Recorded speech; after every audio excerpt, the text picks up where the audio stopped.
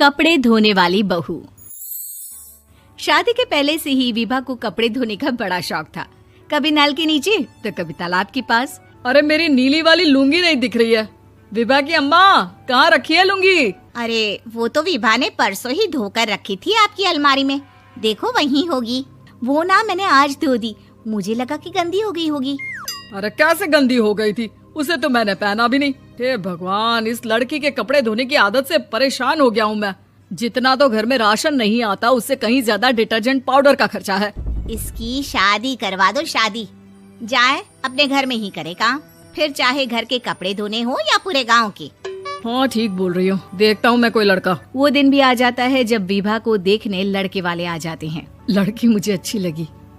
होने वाली सास कहती है, बेटी अगर कुछ पूछना है तो पूछ लो। वैसे तो हमारी लड़की बहुत ही शर्मीली है, जो बोल दो वो मान लेती है, इसे क्या पूछना होगा। अरे कैसी बात कर रही हो माँ, मुझे इन लोगों के घर रहना है, सवाल तो कई है। हाँ हाँ बेटा, पूछ लो ना, क्या पूछना है। आप लोगों के घर कपड़े कौन धोता है? सास का मुंह बन जाता है। देखो, अगर तुम ये कहना चाहती हो कि तुम्हें कपड़े धोने नहीं आते तो सुन लो, कपड़े मैं ही धोती हूँ, लेकिन तुम्हारे आ जाने के बाद मैं रुमाल तक नहीं धोऊंगी। अरे चुप रहना भाग्यवान, बहू बेचारी घर आई नहीं, उसे डराना शुरू कर दिया। वो क्या है ना बिटिया, अभी तक तो ये कल्लू की माँ ही धोती थी, लेकिन अब तुम्हारे पापा तो दहेज में वॉशिंग मशीन देंगे ही।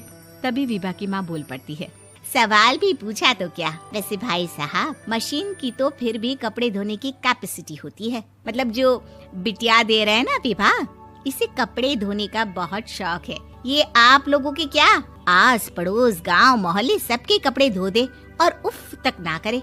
बाहर देखा नहीं आपने कितने कपड़े सूख रहे हैं? सब हमारी बिटिया ने ही तो धोए हैं। बस भी करो ना माँ, शर्म आ रही इतनी तारीफ सुनकर। और तो और एक दाग निकाल कर दिखाओ तो मान जाओ। हाँ अच्छा, माफ करना बेटा, मैंने गलत समझा। हमें तो रिश्ता बहुत पसंद है। और ऐसे जुड़ जाता है रिश्ता कपड़े धोने का शौक रखने वाली विभा का। उसकी शादी हो जाती है कोयला फैक्ट्री में काम करने वाले कल्लू के साथ। शादी के बाद अचानक विभा चिल्लाती हुई सास के पास आती है। सासू माँ, अरे सासू माँ कहाँ है आप? ये तो धोखा है, धोखा दिया आप लोगों ने मुझे। इसे ससुर के चक्कर के बारे में पता चल गया। अरे तो उसमें तुझे क्यों धोखा मिला है? अरे नल में पानी नहीं आता, कपड़े कैसे कब धुलेंगे? अच्छा, तू पानी नहीं आ रहा उसकी बात कर रही है। तो आपने क्या सोचा? कुछ नहीं। अच्छा, तेरी माँ ने कहा था कि कपड़े धोने का शौक है तुझे, याद आया मुझे। शौक बोलकर कपड़े धोने वाले मेरे जुनून को कम ना आके सासू माँ, कपड़ा धोना मेरा गुरूर है। तभी पति भी वहाँ आ जाता है। अभी मैंने इसे सनी देओल की फिल्म दिखाई है, उसी के डायलॉग मार रही है माँ। अच्छा सुन, साफ साफ बता रही हूँ, पानी सुबह 4 से 6 और शाम को 10 से 12 आता है, समझी? विभा टाइमिंग सुनकर हैरान हो जाती है। ये क्या भूतों का मोहल्ला है? सुबह 4 बजे उठकर कौन कपड़े धोता है? 4 बजे टंकी में पानी जाता है, फिर सारा दिन धोना ना, किसने मना किया?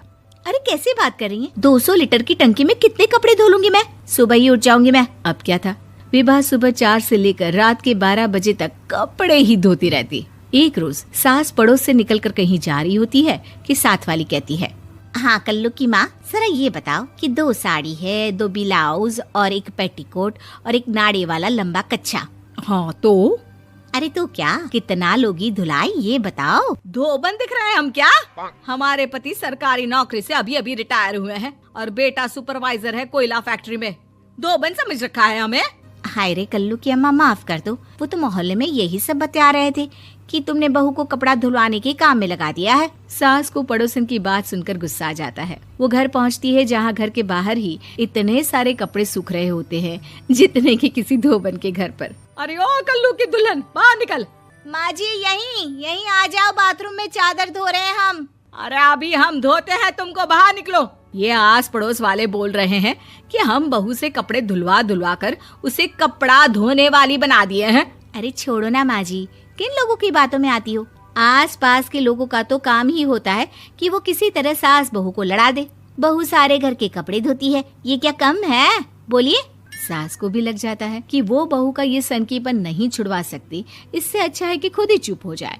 एक रोज सास और बहू मंदिर जाते हैं, जहाँ सास की साड़ी वहाँ खड़ी भीख मांगने वाली से मिलती है। माँ जी क्या बात है, आपकी साड़ी उस भिखारन से कितनी मिल रही है ना? हाँ हाँ, देखो तो दोनों की साड़ी मिल रही है। क्या बात है कल्लू की अम्मा, तुम खुद को तो अफसर की बीवी बताती हो और ऐसी सिंपल सी प्लेन साड़ी पहनकर घूमती हो। सिंपल और प्लेन नहीं है ये साड़ी। तो क्या सोने के धागे से फूल बने हैं?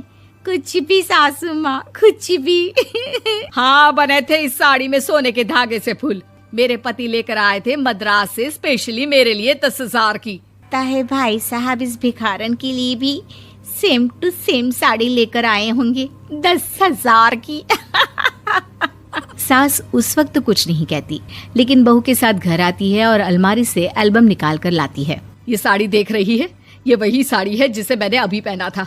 इस साड़ी में ये जो चमकदार फूल दिख रहे हैं ना, ये सोने के धागों से काढ़े गए हैं। लेकिन तू लोकल वॉशिंग मशीन ब्रश से घिस घिस कर सारे फूलों को निकाल कर साड़ी प्लेन कर दी।